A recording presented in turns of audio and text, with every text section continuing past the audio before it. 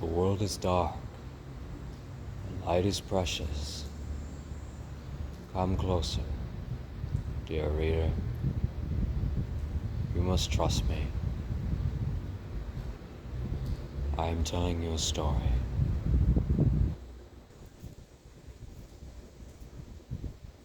This story begins within the walls of a castle, with the birth of a mouse, a small mouse, the last mouse born to his parents, and the only one of his litter to be born alive.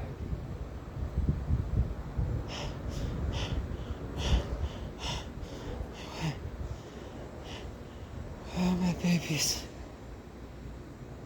Said the exhausted mother when the ordeal was through. Show me my babies. The father mouse held the one small mouse up high. There is only this one, he said. The others are dead. Mon Dieu. Just the one mouse baby. Just the one. Will you name him? All of this work for nothing, Said the mother. She sighed.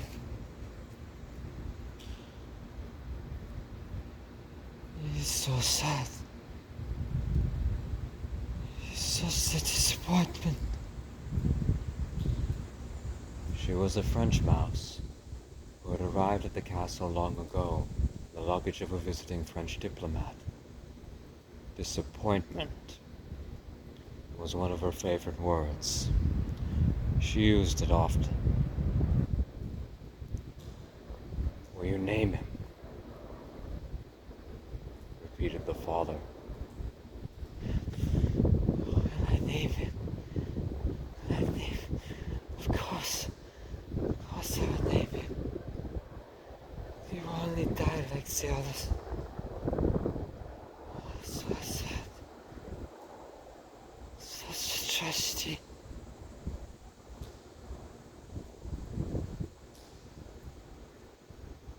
The mouse mother held a handkerchief to her nose, and then waved it in front of her face.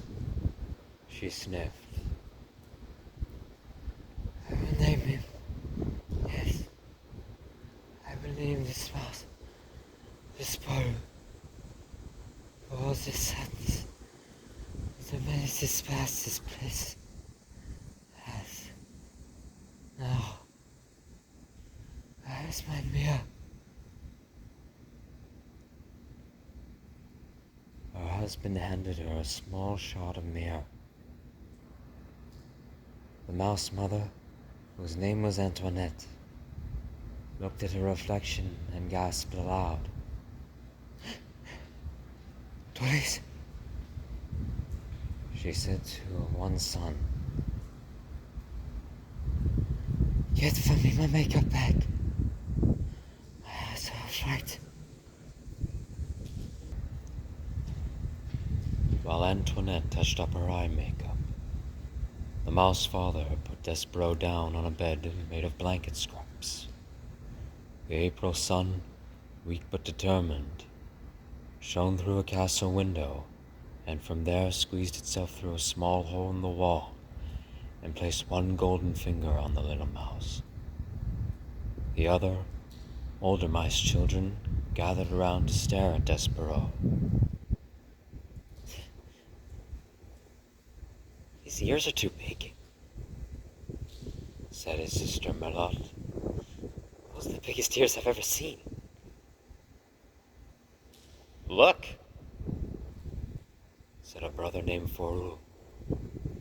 His eyes are open. Pa, his eyes are open. They shouldn't be open. It is true. DESPEREAUX's eyes should not have been open, but they were. He was staring at the sun reflecting off his mother's mirror. The light was shining onto the ceiling in an oval of brilliance. and he was smiling up at the sight. "There's something wrong with him," said the father. "Leave him alone." Despereaux's brothers and sisters stepped back, away from the new mouse. "This is the last," proclaimed Antoinette from her bed. "I will have no more mice babies. They are such a disappointment. They are hard on my beauty. They ruin for me my looks. This is the last one. No more."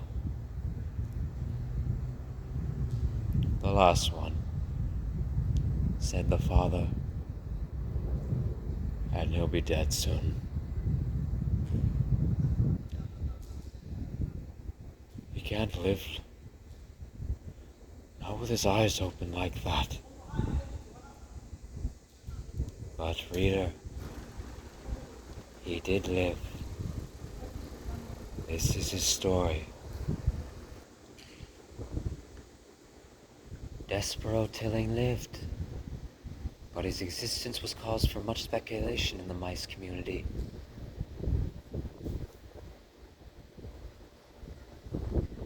"He's the smallest mouse I've ever seen," said his Aunt Florence.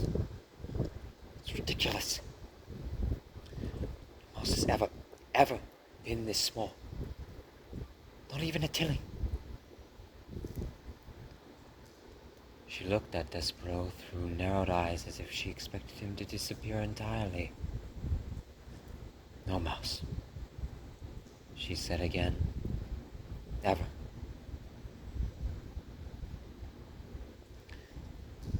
Despereaux, his tail wrapped around his feet, stared back at her. "Those are some big ears he's got," observed his Uncle Alfred.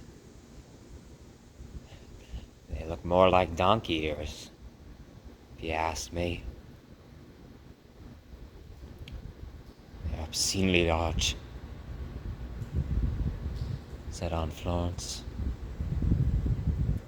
Despereaux wiggled his ears. His Aunt Florence gasped.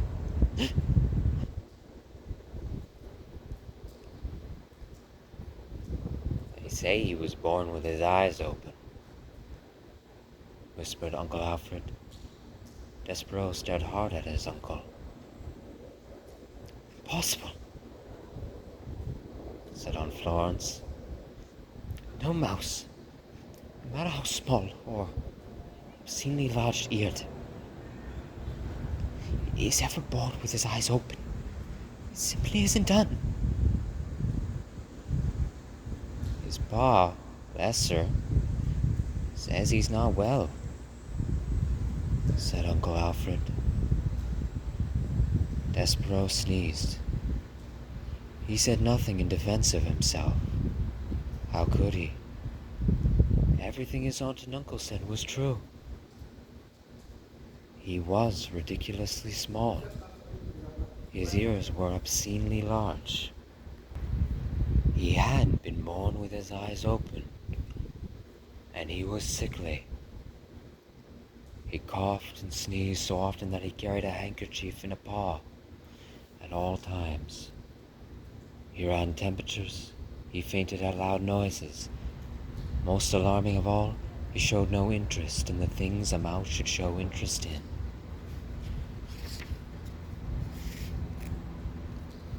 He did not think constantly of food. He was not intent on tracking down every crumb. While his larger, older siblings ate, Despereaux stood with his head cocked at one side, holding very still.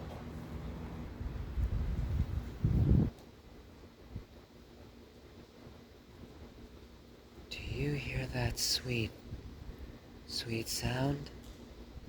he said.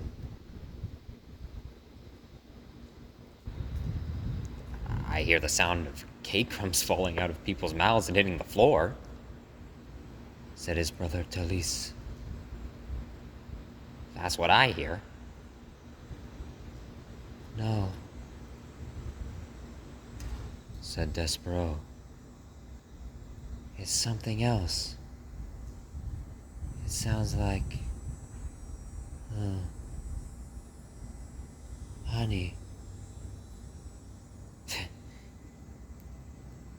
You might have big ears, Said Delise. but they're not attached to your brain, right? You don't hear honey. You smell honey. When there's honey to smell. Which there isn't. Son?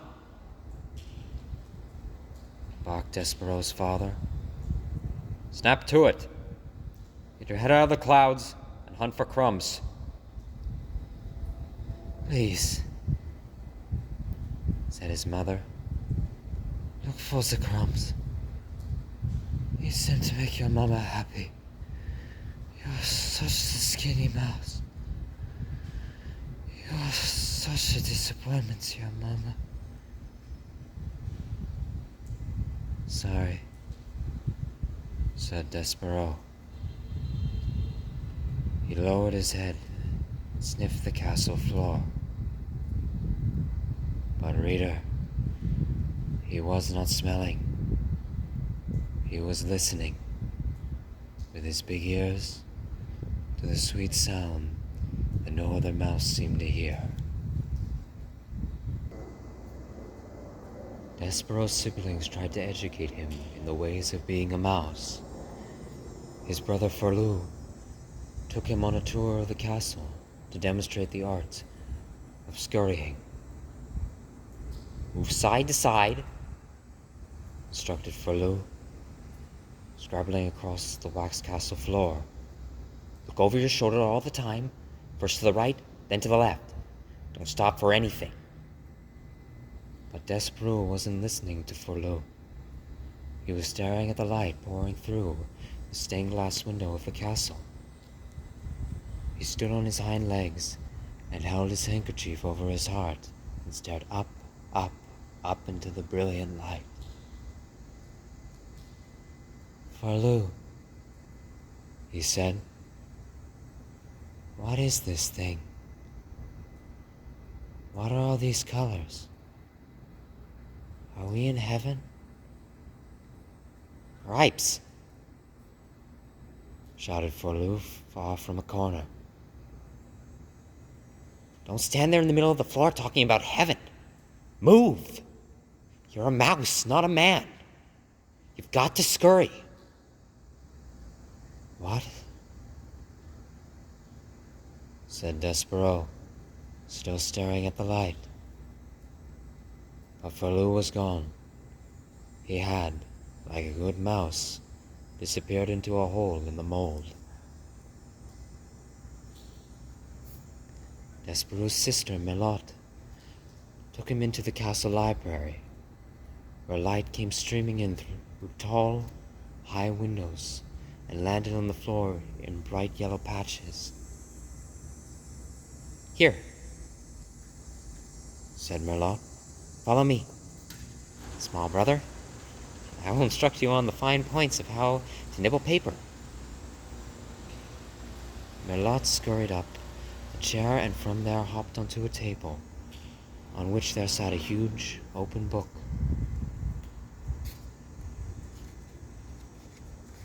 This way. Small brother. She said as she crawled onto the pages of the book. And DESPEREAUX followed her from the chair to the table to the page. Now then, Said Melotte. this is glue here. It's tasty. And the paper edges are crunchy and yummy. Like so. She nibbled the edge of the page and then looked over at DESPEREAUX. You try. She said. First a bite of some glue, and then follow with the crunch of the paper. And these squiggles. They are very tasty. DESPEREAUX looked down at the book. And something remarkable happened. The marks on the pages, the squiggles, as Melotte referred to them, arranged themselves into shapes. Shapes arranged themselves into words. And the words spelled out a delicious and wonderful phrase. Once upon a time. Once upon a time, whispered Despereaux. What? Said Milord. Nothing. Eat, said Milord.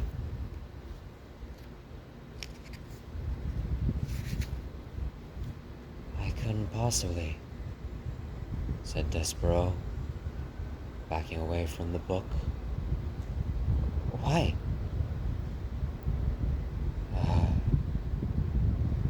Said Despereaux. It would ruin the story.